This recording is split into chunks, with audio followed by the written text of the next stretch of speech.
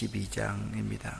창세기 시작할 때가 어제 아래 같은데 내일 강의하고 한 번만 더 하면 아브라함을 다 끝마치게 됩니다. 참 시간이 빨리 간다라는 생각을 하게 됩니다. 자, 오늘은 순종하는 아브라함의 자세에 대해서 여러분과 함께 말씀을 나누겠습니다. 22장 14절 말씀입니다. 아브라함이 그 땅 이름을 여호와 이레라 하였으므로 오늘날까지 사람들이 이르기를 여호와의 산에서 준비되리라 하더라. 아멘. 우리 인생은 누구나가 굴곡이 있습니다. 대나무로 말하고 나무로 말하면 마디가 있죠. 그 마디에서 어떤 사람은 그 마디가 질병일 수도 있고, 어떤 사람은 가장 가까운 사람의 사별일 수도 있고, 어떤 사람은 고난과 역경일 수도 있습니다. 그 마디를 통해서 사람들은 성장하고 성숙하고, 나만을 위해서 살았던 사람이 이제는 다른 사람을 생각하게 되고 다른 사람과 더불어서 살아갈 수 있게 되는 것이죠. 여러분들도 인생의 마디마디가 참 많이 있을 것이라고 생각합니다. 지금도 여러분이 인생의 마디를 맞이해서 참 힘겹다, 버겁다, 내가 이렇게 살아야 되나, 왜 이렇게 나에게는 어려움이 많을까 라는 생각을 할 때가 하는 분들도 이 가운데 있을 겁니다. 아브라함의 인생에도 곳곳에 마디가 있었지요. 그런데 아브라함은 일반적인 사람과 다른 마디를 통해서 성장하고 성숙한 삶을 살았습니다. 그것은 다름이 아닌 자기의 이름을 바꿀 때였습니다. 17장에 이렇게 나오는데요, 하나님이 이 아브라함의 이름을 이제부터는 네 이름을 아브라함이라고 하지 말고 아브라함이라고 하거라. 네 아내의 이름을 사레라 하지 말고 사라라고 하거라. 아브라함이라는 이름의 뜻은 열국의 압이라는 뜻이거든요. 사라라는 이름은 열국의 엄이라는 뜻이거든요. 그러니까 아브라함은 자기 인생의 마디가 뭐냐 하면 꿈을 갖게 된 때, 하나님이 주신 꿈을 갖게 되었을 때가 그 인생의 굴곡, 그 인생의 마디였습니다. 하나님이 그에게 언약을 맺으시면서 그런 말씀을 하셨지요. 네가 열국의 아비가 될 것이다. 네 아내가 열국의 어미가 될 것이다. 네 자손들이 저 하늘의 별처럼 바닷가의 모래알처럼 번성할 것이다 라는 하나님의 꿈을 이루는, 내가 꿈을 가졌을 때 내 인생의 새로운 성장과 성숙함이 드러나는 것이죠. 꿈이 없는 사람은 인생을 그냥 아브라함처럼 살아갈 수밖에 없습니다. 아, 내가 열국의 아비로구나, 내가 열국의 어미로구나, 그런 꿈이 있는 사람, 그러한 꿈이 있는 사람은 내 가치관과 내 인생관과 내 세계관이 변화된 사람이다 라고 말씀드릴 수가 있습니다. 아직까지 나 자신을 위해서만 살고 내 인생만 살고 가족의 인생만을 위해서 살고 특별히 내 아이의 인생을 대신하는 삶만을 산다라고 한다면 나는 아직까지 변화된 사람, 새로운 가치를 가지고 살아가는 사람이 아니다라고 말할 수 있을 겁니다.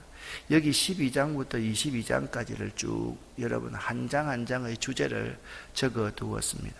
17장 전과 17장 후는 아주 판이하게 다릅니다. 특별히 21장에 하나님께서 이삭을 선물로 주셨을 때 그 이후에는 아브라함이 어떤 실수도 한마디의 불평도 하지 않는 삶을 살고 있음을 봅니다. 여러분의 이름은 무엇입니까? 여러분은 과연 꿈을 가지고 있습니까? 여러분의 인생의 꿈이 야곱아 너는 두려워하지 말라 내가 너를 지명하였고 내가 너를 지명하여 불렀나니 너는 내 것이라. 하나님이 여러분과 저를 이사야 43장 1절 말씀에 의하면 너는 내 것이라, 그렇게 하나님이 말씀하시면서 내가 너를 택한 이유가 나에게 찬송을 부르게 하려 합니다. 나의 영광을 위해서 살아가려고 합니다 라고 그렇게 말씀했는데, 여러분과 저의 삶은 과연 하나님의 영광을 위해서 살아가는 삶인지를 이 새벽에 한번 생각해 보자라는 말입니다. 꿈이 있어야만 합니다. 꿈을 가져야만 합니다. 하나님이 나에게 주신 꿈을 가져야만 합니다. 그저 나이가 들어서도 남편의 요구에만 맞추어서 살고, 아내의 요구에만 맞추어서 살고, 그리고 자녀들의 요구에만 맞추어서 살고, 이 세상 사람들의 요구에만 맞추어 사는 사람은 하나님께서 여러분을 테스트하실 때 그 테스트에 통과할 수 있을까를 한번 생각해 볼 수 있어야만 하는 것입니다. 여러분, 꿈이 있습니까? 하나님을 위한 꿈이 있습니까? 내가 하나님의 영광을 위해서 살아야 되겠다, 내 남은 인생을 그렇게 살아야 되겠다라는 꿈이 있습니까? 오늘 그 꿈을 다시 한번 재점검할 수 있는 시간이 되었으면 합니다. 22장 1절에 이렇게 말씀하고 있습니다. 그 일 후에, 이 그 일 후에라는 것은 21장까지의 말씀을 보면 이삭이 출생한 이후에 아브라함이 아브라함으로 새 이름을 갖고 꿈을 가지고 시작한 그 이후에, 하나님이 이삭을 주신 이후에, 자기의 가장 소중한 것을 얻었던 그 이후에, 그 성취한 이후에, 여러분, 우리에게 하나님이 우리 인생을 테스트할 때는 반드시 우리가 잘 되었을 때, 우리가 성취했을 때, 우리가 이루었을 때 하나님이 오늘 아브라함을 이렇게 말합니다. 그 일 후에 하나님이 아브라함을 시험하시려고 그를 부르시되, 하나님이 아브라함을 시험하시기 위해서 아브라함을 부르셨다. 테스트 해보기 위해서 부르셨다. 여러분과 저는 하나님이 여러분과 저의 인생을 테스트해 보시면 하나님의 테스트에 통과할 자신이 있는지를 생각해 보자라는 것입니다. 하나님이 아브라함을 부르십니다. 아브라함아. 그때 아브라함이 대답합니다. 내가 여기 있나이다. 내가 여기 있나이다. 하나님이 아브라함을 테스트하기 위해서 아브라함아라고 여러분 이름을 부르면 여러분과 제가 내가 여기 있나이다 라고 대답할 수 있어야만 합니다. 그런데 하나님이 아브라함을 시험하시려고 말씀하십니다. 네 아들, 네가 가장 사랑하는 독자 이삭을 데리고 모리아 땅으로 가서 내가 내게 일러준 한 산 거기서 그를 번제로 드리라, 그렇게 말을 합니다. 여기서 하나님의 질문을 받습니다. 아브라함아 라고 할 때 여러분과 제가 과연 내가 여기 있나이다 라고 하면서 하나님을 위한 꿈을 가지고 살아가고 있는 사람인가, 아니면 오늘 이 순간에도 그냥 바둥거리면서 나만을 위해서, 내 가족을 위해서, 내 남편을 위해서, 내 자식을 위해서만 살아가고 있는 사람인지를 생각해 보자라는 말씀입니다. 여러분, 한번 상식적으로 우리가 한번 생각을 해 보십시다. 아브라함에게 있어서 이삭은 아브라함 인생의 전부였습니다. 그런데 하나님이 아브라함을 시험하시려고 아브라함을 부르십니다. 아브라함아 라고 부르십니다. 내가 여기 있나이다. 여기 아브라함아 내가 여기 있나이다, 이것은 오늘 22장에서 1절 말씀과 7절에 아주 병행구절처럼 같이 나오고 있습니다. 자기 아들, 아브라함의 아들 이삭이 태어나서 그 이삭이 아버지에게 묻습니다. 내 아버지여 라고 아버지를 부릅니다.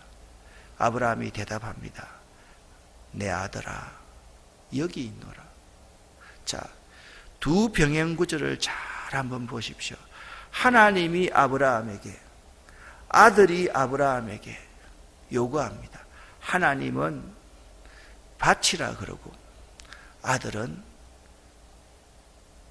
바칠 번제물이 없습니다라고 그러고, 여기에서 아브라함의 딜레마가 있는 것입니다. 자, 그런데 아브라함이 한마디도 하나님 앞에 불평이나 이유를 묻지 않습니다. 아브라함이 아침에 일찍이 일어나서 하나님이 명령하시자마자 바로 응답합니다. 순종합니다. 나귀의 안장을 지우고 두 종과 그의 아들 이삭을 데리고 번제에 썰 나무를 쪼개어 가지고 떠나 하나님이 자기에게 일러준 곳으로 가셨습니다. 그 장소가 어디인지 다른 사람은 모릅니다. 우리는 모리아산이라 그러는데, 여기 분명히 보면 모리아 땅으로 가서라고 했지, 모리아 지방에 가서 하나님이 일러준 한 산에 가서 네 아들을 나에게 번제를 드리라고 했지, 모리아 산이라는 단어는 사실 없습니다. 하나님이 자기에게 일러준 대로 곳으로 가더니, 어제 21장에서 하나님이 이삭을 태어나게 하실 때 21장에서 그렇게 말씀하고 있습니다. 하나님이 말씀하신 대로 사라에게 행하였고, 하나님이 말씀하신 대로 사라가 이삭을 낳았다, 그렇게 말씀하고 있습니다. 아브라함이 75세 때 하나님께서 명령하십니다. 떠나라, 그리고 내가 내게 보여줄 땅으로 가라 했을 때, 이에 아브라함이 여호와의 말씀을 쫓아갔고 라고 말씀하고 있습니다. 아브라함은 여호와의 말씀을 쫓아간 삶을 살았던 사람입니다. 아브라함은 하나님이 자기의 가장 소중한 아들을 번제로 바치라고 했을 때 하나님이 자기에게 일러준 곳으로 갔습니다. 제3일에 아브라함이 눈을 들어 그곳을 멀리 바라보았다. 자, 여러분과 저의 인생을 한번 세마해 보십시다. 아브라함이 갈대아 우르를 떠난 때가 75세였습니다. 그리고 가나안 땅에 들어간 지 10년 만에 아브라함은 인간적인 생각이 극치로서 자기 아내 사레가 자기의 몸종 하갈을 자기 방에 넣어주니까 그로부터 85세 때 하갈을 취했습니다.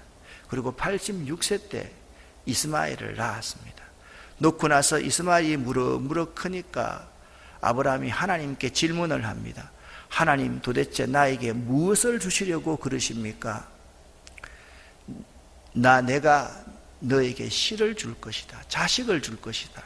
하나님, 내가 상식적으로 생각해 보니까 내 생각에는 안 됩니다. 이스마엘이나 하나님께 살았으면 좋겠습니다. 아니라 아브라함이 99세가 되어서 하나님께 약속의 씨를 받고 100세에 이삭을 낳았습니다. 25년의 세월이 지났습니다. 근데 지금 오늘 본문에 이삭이 태어나서 번제로 드릴 때는 추정을 해보면 이삭이 17살에서 20살 정도 되었을 거다라고 생각하시면 됩니다. 그러니까 아브라함의 나이가 115세에서 120세 정도까지 되었을 때 하나님이 아브라함을 시험하시려고 아브라함을 부르신 것입니다. 여러분과 저의 나이는 몇 살입니까? 여러분과 저의 나이가 강건하면 인생이 70이고 강건하면 80이라고 생각합시다. 우리 남자분들의 현재 평균 연령이 83세이고 여자분들이 87세 정도 된다고 하는데, 우리가 적어도 하나님 앞에 이 테스트에 통과하는 시점, 그 시점이 아브라함의 나이로 환산해 보면 한 80세 전후가 될 때 하나님이 우리에게 아브라함아, 그렇게 물으시면서 네가 가장 사랑하는 독자 이삭을 나에게 죽여서 번제로 태워서 드려라 라고 했을 때, 여러분과 제가 그 하나님의 테스트를 통과할 수 있겠는가를 생각해 보자라는 겁니다. 내 정도 나이가 되었을 때는 세 발의 피입니다. 이거 아직까지 인생을 아무것도 모릅니다. 그냥 내가 힘이 있어서 하는 것 같고, 내가 잘해서 하는 것 같고, 내가 능력이 있어서 하는 것 같지만은, 인생을 살아가는 가장 성공하는 왕도는 어디에 있는가? 하나님 앞에 납작 엎드려서 하나님 시키는 대로 하겠습니다. 하나님 가라 그러면 가겠습니다. 하나님 믿으라 하면 믿겠습니다. 그것이 가장 중요한 인생의 변곡점임을 우리가 알아야만 되는 것입니다. 아브라함이 자기 종들 두 사람에게 말을 합니다. 종들 두 사람은 여기 1절, 2절 말씀을 보면 분명히 3절에 두 종과 그 아들 이삭을 데리고 하니까 종이 두 사람이었습니다. 두 종들에게 이르되 너희는 나귀와 함께 여기서 기다리라. 내가 아이와 함께 저기 가서 예배하고, 여기 중요합니다. 우리가 함께 여기서 너희에게로 돌아오리라. 자, 지금 가는 사람은 몇 사람입니까? 둘입니다. 넷이 갔습니다. 종 둘 놔두고 아버지와 아들 둘이 가는데 아버지가 뭐라고 말씀하고 있는가 하면 우리가 너희에게로 돌아오리라. 가서 예배하고 나면 한 사람은 죽어야만 하는 곳이 그 번제단이었습니다. 그런데 아브라함은 이 믿음이 있었습니다. 이것을 히브리서 기자는 이렇게 해석합니다. 자기가 아브라함을 죽여도 하나님이 다시 살리실 줄을 믿었다, 그렇게 말씀하고 있습니다. 아브라함은 이 믿음이 있는 사람입니다. 우리는 내 것을 하나님께 드리면 그것을 빼앗긴다라고 생각합니다. 잃어버린다라고 생각합니다.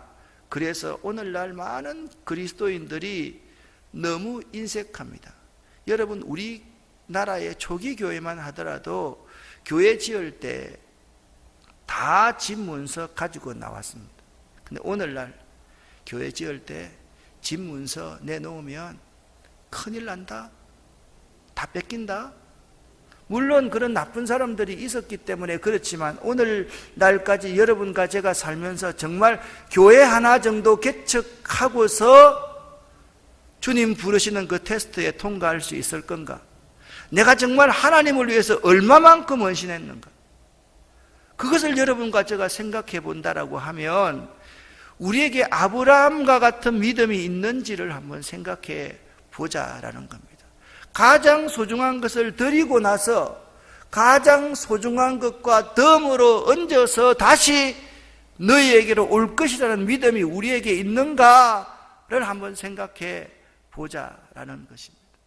아브라함이 번제나무를 가지다가 자기가 지지 않고 그 아들 이삭에게 어깨에 지웁니다. 자기는 불과 칼을 손에 들고 두 사람이 동행했다. 칼은 무엇입니까? 아들 멱을 따기 위해서, 각을 뜨기 위해서 갖고 있는 것이 칼입니다. 불은 아들의 시신을 태워서 하나님 앞에 드리기 위해서 갖고 가는 겁니다. 그런데 보십시오. 아들은 번제할 어린 양입니다. 그리고 아들이 지고 가는 것, 그것이 나무입니다. 여기서 우리가 느낄 수 있는 것이 있습니다.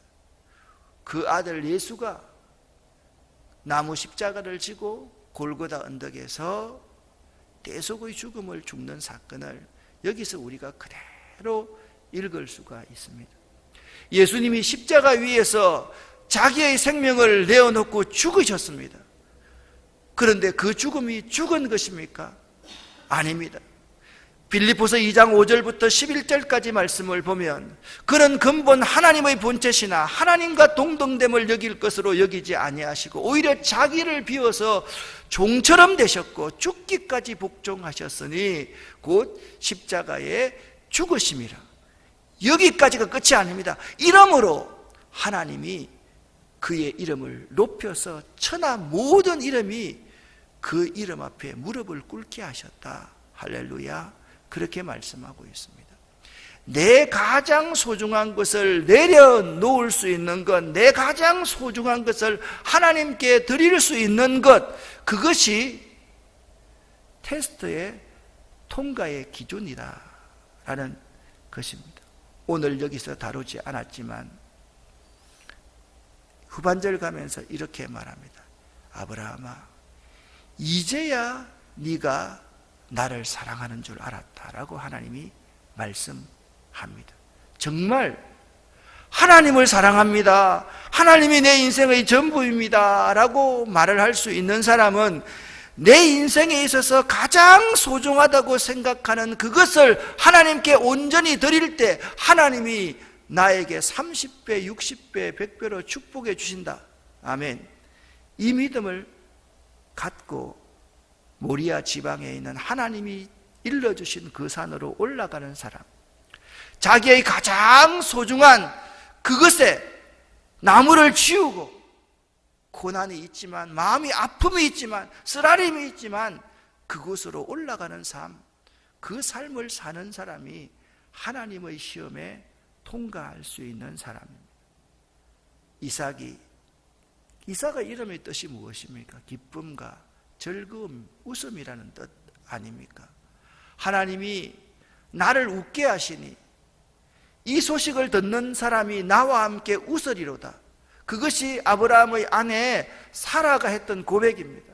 여러분과 제가 하나님 앞에 웃는 사람이 되고 나와 함께 우리 모든 사람이 함께 웃을 수 있는 세상을 만들 수 있는 것은 다른 것이 아닙니다.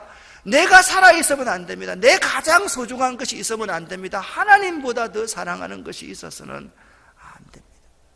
그러면 나와 함께 다른 사람이 웃을 수도 없고 나도 웃을 수도 없습니다. 하나님이 아브라함아 부르실 때 내가 여기 있나이다. 그 속에서 우리는 내가 과연 하나님을 사랑하는 사람인가? 내가 과연 하나님의 부르심에 응답할 수 있는 사람인가? 라는 의문부호를 달게 됩니다. 어젯밤에 이 말씀을 밤늦게 준비하면서 이 말씀 앞에 딱 걸렸습니다. 하나님이 아브라함을 시험하시려고 그를 부르시되 아브라함아, 대답을 못하겠는 거예요. 대답할 수가 없는 거예요. 대답하는 그 순간 하나님이 말씀하실 거기 때문에요. 여러분 생각해 보세요. 누구나 인생의 클라이막스, 정점이 있습니다. 아마 내 인생의 정점이라고 하면 지금 이 시기가 아닐까라는 생각을 해봅니다. 여러분 인생의 정점이 있을 것입니다. 그 정점 때 그래, 너 인생 내려놓아라. 그리고 너 나에게 오라. 그러면 여러분 정말 아무 미련 없이 하나님 앞에 여러분이 그 나무를 지고 여러분 스스로가 희생의 제물이 될 수 있는 자신이 있는가라는 질문입니다. 정말 쉽지 않습니다. 그러나 쉽지 않는 일이지만 내가 이삭처럼 그렇게 제물이 되지 않고 내가 가장 소중한 이삭을 내려놓지 않으면 하나님의 시험에 통과할 수가 없는 거예요. 자, 보세요. 인생의 성공이 어디 있습니까? 바울 사도가 말합니다. 전제와 같이 내가 부음이 되고, 전제는 제물 위에 피를 쏟아붓는 제사를 말합니다. 나의 떠날 기약이 가까웠도다. 그렇게 말을 하면서 내가 내 달려갈 길을 잘 달리고 내 믿음을 지켰으니, 자, 바로 그 순간에 하나님께서 우리에게 물으십니다. 네가 죽음이 임박한 이 순간에 과연 나를 위해서 살았니? 우리는 이렇게 생각합니다. 나이 70이 되고 80이 됐으니까 이제 여행하며 살아야 되겠다. 좀 여유를 가지고 살아야 되겠다. 자녀를 위해서 좀 살아야 되겠다. 그렇게 생각하지만 여러분과 제가 지금까지 인생을 살면서 한 번이라도, 단 한 번이라도 하나님 앞에 가장 자신의 소중한 아들을, 이삭을 내어놓은 적이 한 번이라도 있느냐 말입니다. 제가 볼 때는 한 번도 없다. 단 한 번도 없었다. 단 한 번도 없었으면서 내가 나의 달려갈 길을 잘 달렸습니다. 내가 믿음을 잘 지켰습니다. 나를 위해서 의의 면류관, 생명의 면류관, 영광의 면류관이 예비되어 있습니다. 그 말을 할 수 있겠느냐라는 겁니다. 자, 오늘 1절 말씀과 7절 말씀이 병행구절이라 그랬는데 이삭이 아버지에게 묻습니다. 내 아버지여. 그렇게 말하니까 아브라함이 말합니다. 내 아들아, 내가 여기 있노라. 내가 여기 있노라. 여러분과 제가 이 자리에 아비로 있습니다. 우리 이 사회에 가난하고 불쌍하고 병든 자들, 소외된 자들, 복음이 필요한 자들이 있습니다. 그들이 우리에게 말합니다. 내 아버지여 라고 말할 때 여러분과 저는 내 아들아, 내가 여기 있노라 라고 대답을 할 수 있겠느냐라는 말입니다. 그들이 우리에게 묻습니다. 불과 나무는 있거니와 번제할 어린 양은 어디 있나이까? 우리 한 사람 한 사람이 이 질문을 받아야만 하는 것입니다. 내가 가장 내려놓을 수 없는 가장 사랑하는 그 이삭이 번제할 어린 양이 되어야지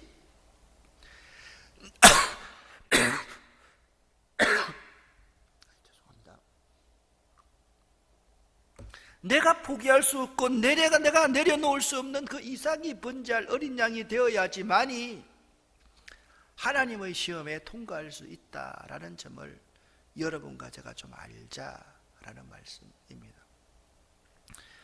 좀 무거운 말씀을 함께 나누었습니다. 사랑하는 여러분, 여러분은 하나님이 여러분을 부르실 때 과연 하나님, 내게 있는 모든 것을 다 주님의 영광을 위해서, 내 아버지의 인생을 주님의 영광을 위해서 살아왔습니다 라고 대답할 수 있겠는지 오늘 새벽에 다시 한번 묵상할 수 있기를 예수 이름으로 간절히 축원합니다. 기도하겠습니다. 하나님 아버지,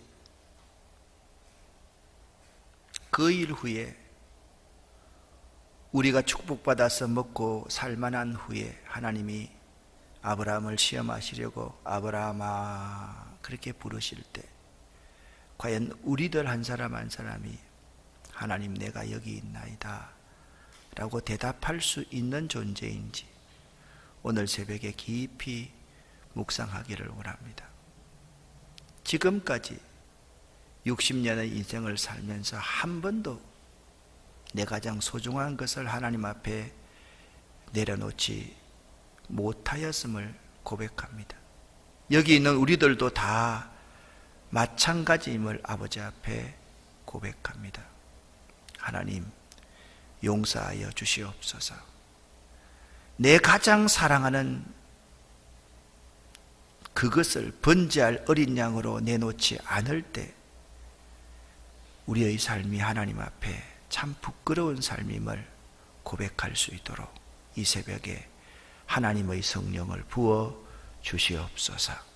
우리와 함께하여 주시옵소서. 우리에게 눈물을 주시고 우리에게 회개할 수 있는 마음을 허락하여 주시옵소서. 예수 그리스도 이름으로 축복하옵고 간절히 기도 올립니다. 아멘. 주여 믿습니다.